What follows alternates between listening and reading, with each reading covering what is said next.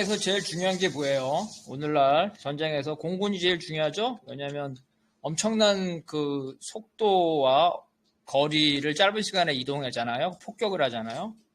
그 공군 전에는 뭐가 중요했겠어요? 해군이 중요했겠죠. 그래서 옛날에 뭐였냐면 제국이 되려면 뭐예요? 해양 제국이 돼야 된다는 거죠? 바닷가. 그죠? 바닷가가 있어야 된다는 거야. 해양 제국. 제국은 다 바다에 접하고 있었죠? 그래서 바다를 지배하는 나라가 세계를 지배한다. 이런 거죠. 오늘날은 이제 그 상공이죠. 우주. 그죠? 상공, 우주를 지배하는 나라가 세계를 지배한다. 대륙간 탄도 미사일, 각종 전략 폭격기 이런 거죠. 그래서 아직까지 공군이 일반화되기 전까지는 바로 해군, 해상을 통해서 이 주도권 다툼이 있었다는 거예요.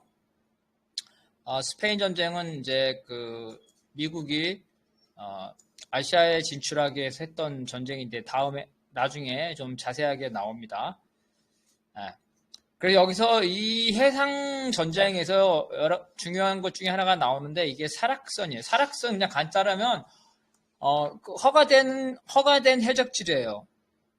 국가가 그 해적지를 허용했다는 거예요. 해적지를 허용했어. 그래서 해적지를 허용한 여러 가지가 이유가 있는데 첫 번째는 바다에는 정부가 없죠. 바다에 정부가 없다. 바다에는 경찰이 없다. 바다에 경찰이 없다. 그렇죠? 여기 힘이 센 놈이 왕이에요. 힘이 센 자가 최고다. 힘이 센 자가 다 빼앗는 거죠? 빼앗는 거다. 그래서 이 상선들이 어떤 해적지를 많이 당하니까 상선이 무장을 하죠. 무장. 그래서 상선이 무장을 해서 상선이 사실은 그 대포나 이런 총을 다 무장을 하고 있어요. 그러면서 나라와 나라끼리 전쟁을 할 때 상대방 상선을 공격을 해서 해적지들이 합법화되는 거예요.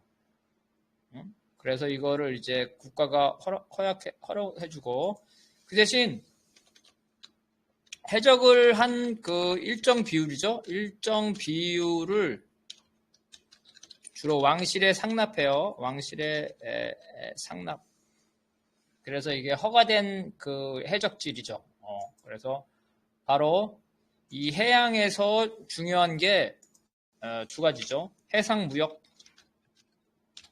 그 다음에 해적질. 이 해적질로 돈을 많이 벌었다는 거예요.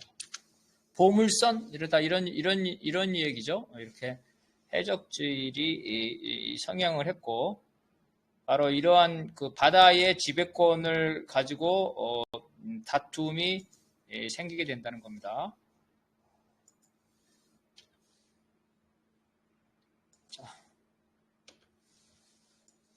그 다음에 이거를 이창률 동지가 보이면 한번 읽어봐 주실래요?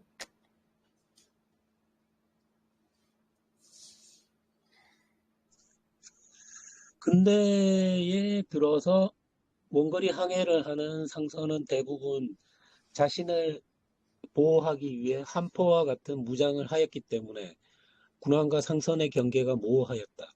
사락이 확산됨에 따라 사락선의 선원, 즉 해적들은 용병이 되어 사실상 해군의 역할을 하였다. 영국은 왕실에 소속된 사락선 선단을 운영하였다. 영국 왕은 1570년대 스페인의 상선을 약탈하여 재물을 왕실에 헌납한 프란시스 드레이크에게 기사자기를 주었다. 영국과 프랑스는 미국 독립전쟁부터 나폴레옹 시기까지 경쟁관계에 있었으며 미국 역시 양국과 긴장관계에 있었다. 따라서 이들 나라들은 상대방의 해상무역을 방해할 목적으로 사락선을 운영하면서 상대방의 상선을 약탈하였으며 반대로 이들의 해군은 상대방의 사락선을 단속하였다. 프랑스의 혁명정부가 왕정을 폐지하고 루이 16세를 처형하자 영국은 혁명의 파급을 저지하기 위해 반프랑스 동맹을 주도하였다. 반면 독립전쟁에서 프랑스의 지지를 얻었던 미국은 프랑스 혁명에 대해 중립적인 태도를 취하면서 프랑스와의 무역을 유지하였다. 당시 영국은 파리 조약에 의해 미국의 독립을 마지못해 승인하였지만 미국의 해외 무역을 방해하고 있었다. 네. 그래서 이제 이런 과정에서 간단하만 아까 나온 거니까 독립전쟁 때, 그죠? 독립전쟁 때, 그죠? 독립전쟁 때, 그 미국과 프랑스가 동맹을 맺었다 이거예요. 그죠? 독립이 언제 1776년에 독립됐잖아요. 이때 독립전쟁을 맺었다는 거예요. 그죠? 그런데 프랑스에서 1789년에 혁명이 일어났죠. 혁명이 일어나서 왕정을 폐지했잖아요. 왕정 폐지. 영국은 여전히 왕정이죠. 영국 왕정이죠. 그래서 영국 왕정이 중심이 돼서 어때요? 바로 이제 반프랑스 동맹이죠. 반프랑스 동맹. 이게 나폴레옹 시대라는 거예요. 그래서 영국과 프랑스가 아주 사이가 안 좋아지니까 프랑스의 동맹국인 미국이죠. 그러니까 영국이 프랑스와 사이가 안 좋아지는 프랑스의 동맹국인 미국의 무역을 방해를 하고 미국의 상선을 공격을 하게 되면서 바로 독립전쟁 때부터 같이 1차로 대결했던 그 영국과 미국이 바로 이제 이 해상에서, 그죠? 독립전쟁은 육상이었고 그 해상에서 한판 또 싸우게 되는 이런 전쟁 위기를 겪게 된다는 거예요. 자, 이건 우리 윤정욱 동지가 한번 읽어봅시다. 미국에 비해 압도적인 해군을 보유하던 영국은 미국이 자신의 적국인 프랑스와 무역하는 것을 차단하고자 미국의 사략선은 물론이고 상선까지 납부하였다. 특히 영국은 미국인 선원을 영국인이라고 하거나 탈영한 영국 해병이라고 하면서 이들을 강제로 징발하여 영국 해군에 복무하도록 하였다. 이에 영국과 미국 사이에 다시 전쟁의 분위기가 조성되었다. 이에 워싱턴 대통령은 전쟁을 막고자 당시 외교관이자 대법원장인 존 제이를 영국의 특사로 파견하였다. 이에 따라 1794년 영미 우호 통상 항해 조약인 제2조약이 체결되었다. 이 조약에 따라 미국은 미시시피 강을 영국에 개방하고 독립전쟁 이전의 두 채를 영국 상인에게 갚기로 하였다. 그런데 이 조약은 영국 해군에 의한 미국 선박의 수색이나 미국 선원의 징발에 대해서는 명시적인 조항을 두지 않았다. 따라서 이러한 불평등한 조약에 대한 미국 내 비판이 거세졌다. 워싱턴 대통령은 영국과의 안정적인 경제 교류가 미국의 발전에 필요하다는 논리로 상원을 설득하여 간신히 비준을 얻었다. 네. 자, 우리가 앞으로 이 유럽은 진짜 전쟁 많이 했죠. 유럽 전쟁이 너무 많다. 진짜 너무 많아요. 우리 서양사를 배웠지만. 그래서 여기서 중요한 게 뭐가 중요하냐면은 이러한 전쟁에서 그 전쟁의 내용보다 왜 일어났는지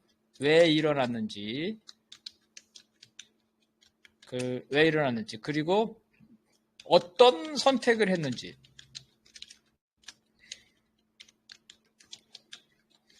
이걸 이해하는 게 중요해요. 이해했으면 그 내용을 잊어버리면 돼요. 잊어버려도 상관없어요. 메커니즘, 외교, 안보, 군사의 메커니즘, 작동 원리죠? 메커니즘의 작동 원리를 이해하는 게 중요해요. 외교 안보의 원리를 전쟁을 통해서 이해를 하면 과거의 거를 오늘날에도 그 원리를 적용해서 바로 국제정세에 관한 판단 능력이 생긴다는 거예요. 국제정세에 대한 판단 능력. 지금 이게 제 책에 전쟁이 무지무지하게 많이 나오는데 대부분 그 내용들은 왜 일어났는지 그리고 그때 어떻게 선택을 했는지 이거에 대한 그 이해를 중심으로 하고 있어요. 일단은 국제정세에 대한 판단을 훈련하는 과정이에요. 그래서 이 정세 판단이 되게 능력이 뛰어나져요. 왜 그러냐면은 전쟁이라는 거는 어때요? 냉철하죠. 중간에 뭐 경찰도 없고 판사도 없잖아요. 그래서 이거는 아주 냉철을 해야 되고, 이거 마치 총알의 법칙. 총알은 절대로 누구를 예외가 없죠. 나가서 총알 맞으면 죽잖아요. 무조건 피해야 되잖아요. 이러한 그 법칙이 아주 냉정하다는, 국내 문제보다도 국내 문제는 여러 가지로 그 왜곡이 될 수 있거나 중재 같은 게 있는데, 바로 국가 간의 문제, 국가 간의 문제는 바로 힘의 문제이고 양육 강식의 문제이기 때문에 바로 외교 안보 전쟁이 왜 일어났고 어떻게 처리하는지 이걸 하는 게 바로 국제 정세를 봐서 오늘날의 국제 정세를 그 해석하는 데 되게 많이 도움이 돼요. 그래서 앞으로 전쟁이 많이 나오는데 내용을 그 암기하려고 하지 말고, 그때 왜 전쟁이 일어났고 또 어떻게 왜 화해를 했고, 이 왜라는 질문을 많이 던지면서 우리가 텍스트를 보는 게 중요해요. 그렇게 됨으로써 이 제국주의 국가들이 어떤 식으로 팽창해왔고 오늘날 이런 강대국들이 어떤 전략을 쓰는지 우리가 알 수가 있다는 거예요. 그래서 이 전쟁이 앞으로 되게 많이 나옵니다. 그러니까 여기서 전쟁은 뭐냐면, 육상에서 독립전쟁에서 영국이 한번 뒤로 물러났는데 아직은 해군이 강하니까 해군을 통해서 미국을 한 번 더 간을 보는 거예요. 이게 유사전쟁이라는 거예요. 그래서 이제 쉽게 말하면 그 강력한 해군을 통해서 미국한테 깡짜를 부리는 거죠. 강짜를 부린다. 그래서 뭐냐면 프랑스와 무역하는 것을 방해하고 미국의 타락선, 미국의 해적선이죠. 이 사락선을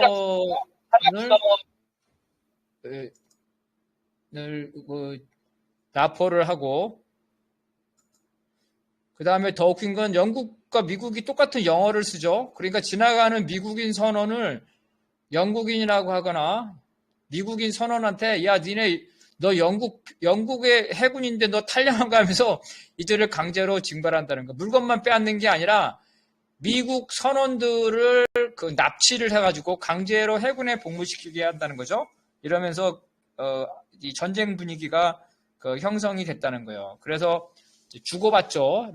그래서 서로 간에 주고받는 이러한 그 화해 협상을 하는데, 당연히 아직까지 영국이 강대국이니까 미국한테 불평등한 조약을 맺은 거예요. 그래서 그 내용이 이제 미국이 미시시피 강을 영국에 개방하고 독립전쟁 이전의 부채를 영국 상인에게 갚는다. 그러니까 영국으로부터 전쟁을 해서 독립했으면 그 전에 부채 관계는 청산되는 건데 그걸 다시 영국한테 갚는다는 거죠. 이런 문제가 되면서 바로 특히 핵심이 뭐예요? 영국이 압도적인 그 해군력을 놓고 미국 선박이라든가 미국 선원들을 강제로 징발했는데 여기에 대한 명시적인 조항을 주지 않았기 때문에 다시 또 그 미국과 이 영국의 긴장이 다시 이 문제가 되면서 재협상을 하게 됐다는 거죠. 근데 바로 이제 재협상이 문제를 일으키게 됩니다.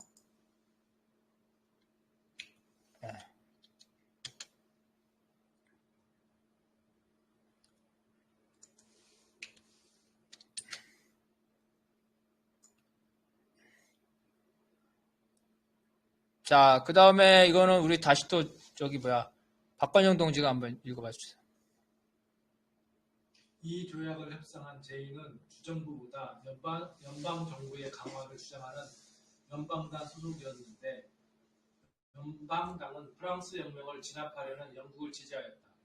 반면 당시 주의 자유를 강조하면서 작은 연방 정부를 주장하였던 공화주의자들은 프랑스 혁명의 정신에 공감하였는데, 프랑스 선박에 대한 보급을 중단하기로 한 이 조약이 독립전쟁 당시 미국을 지지한 프랑스에 대한 배신이라며 반발하였다. 공화주의자들은 민주공화당을 만들었다. 따라서 미국 독립 이후 최초의 국제조약인 제2조약은 미국 양당제의 형성을 가속화하는 계기가 되었다. 미국 양당제의 기원은 중앙집권을 강조한 연방주의자와 주의 독립을 강조한 연합주의자들의 경쟁이다. 초대 대통령 워싱턴과 초대 재무장관 해밀턴은 상공업 부흥정책을 추진하는 연방주의자였다. 반면 1809년까지 대통령을 역임한 제퍼슨은 농업을 중시하는 연합주의자였다. 민주공화당은 1828년 대선까지 유일한 전국 정당이었지만 잭슨 대통령이 민주당을 창당해 당선됐다. 민주당은 남부의 지지 기반을 갖고 있어 남북전쟁으로 쇠약해졌지만 1932년 대공황기 루즈벨트의 뉴딜 정책으로 노동자항진의 지지를 얻었다. 네.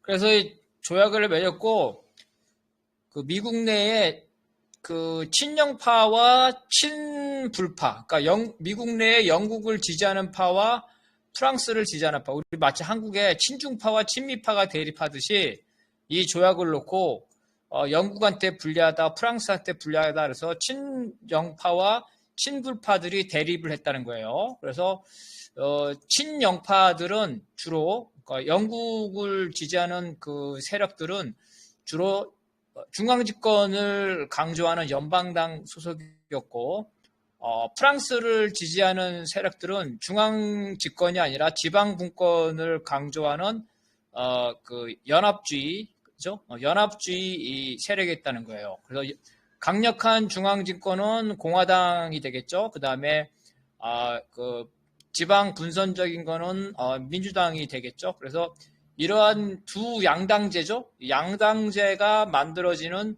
그러한 계기가 됐다는 거예요. 그래서 바로 이 계기에서 중앙집권을 강조하는 연방주의자와 주의 독립을 강조한 연합주의자. 연방은 주로 북부 그리고 공화당, 그 다음에 그 연합주의자들은 남부 주로 민주당이 했다는 거예요. 그래서 이런 식으로 해서 민주당과 공화당이 형성이 돼서 비슷비슷했죠. 비슷비슷했는데 민주당은 주로 남부의 지지 기반이 있었기 때문에 남북전쟁에서 민주당이 패배를 하죠.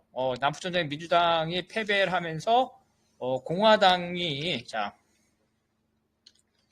남북전쟁에서 북부 공화당이 승리하면서 어떻게 했냐면요. 남부에 대해서 계엄 정치를 했어요. 계엄 정치. 10년 동안 계엄령을 내렸어. 10년 동안 계엄령. 그래서 어때요? 민주당이 괴멸됐겠죠. 민주당이 괴멸됐습니다. 그래서 민주당이 그 쇠퇴했고 민주당 출신의 대통령이 되는 게 3, 40년 후에나 됐어요. 그래서 이 민주당이 약했는데 그래서 민주당의 특징 이 당시 원래 민주당의 특징은 지방 분권 남부 그죠? 백인주의죠? 백인주의. 그 다음에 그 농장 이런 게 기반이었다는 거예요. 그러면서 남북전쟁 이후에 쇠퇴를 했는데 이게 다시 부흥을 하는 게 언제 부흥을 했냐? 바로 우리가 잘 알고 있는 뉴딜 정책을 한 루즈벨트 때 부흥을 한 거예요. 그죠? 이때 부흥을 했 루즈벨트 때. 그래서 뉴딜 정책. 뉴딜 정책은 어떤 게 딜은 서로 맞바꾸기 한다는 거예요. 맞바꾸기. 교환. 뒤들은 빅거래, 빅딜. 커다란 거래를 해. 어떤 거래를 했냐면 노동자의 인권, 그죠? 노동자의 인권을 확대하는 대신에 자본의 투자를 증가시켰어요. 그죠? 그래서 노동자와 자본가들에게 서로 그 당근을 주면서 서로 절충을 한 거야. 그 절충은 뭐냐? 노동자의 인권을 확대시킨 거예요. 그리고 뉴딜 정책, 그 댐을 만들었잖아요. 그 댐과 공공투자를 엄청나게 했죠. 그래서 공공투자를 하면서 투자를 증가했어요. 바로 이러면서 이 민주당의 지지층이 바뀌게 돼요. 민주당의 지지층이 바로 뉴딜 정책, 친노동자 정책으로 민주당의 지지층이 농민에서 노동자로 바뀌게 되고 노동자는 도시에 많이 있죠? 도시 집중으로 바뀌게 되고 그래서 이렇게 자유와 인권을 중시하는 이렇게 되면서 바로 루즈벨트 때부터 민주당이 다시 공화당과 대등해지면서 회복이 되는 거예요. 그리고 과거의 노예제 폐지를 주장했던 공화당이 이제 거꾸로 됐어요. 어떻게 돼? 이제 거꾸로 노동자가 아니라 농촌을 중심으로 하고, 그죠? 그 다음에 백인을 중심으로 하잖아요. 이렇게 되죠. 그리고 보수적이고, 이렇게 되고. 그리고 이 공화당이 원래 중앙집권이었는데 이제 공화당이 오히려 작은 정부를 내세우고, 민주당은 뉴딜 정책, 공공투자, 사회복지 정책을 하게 되는 겁니다. 자, 정리하면 친프랑스파와 친영파가 대립을 해서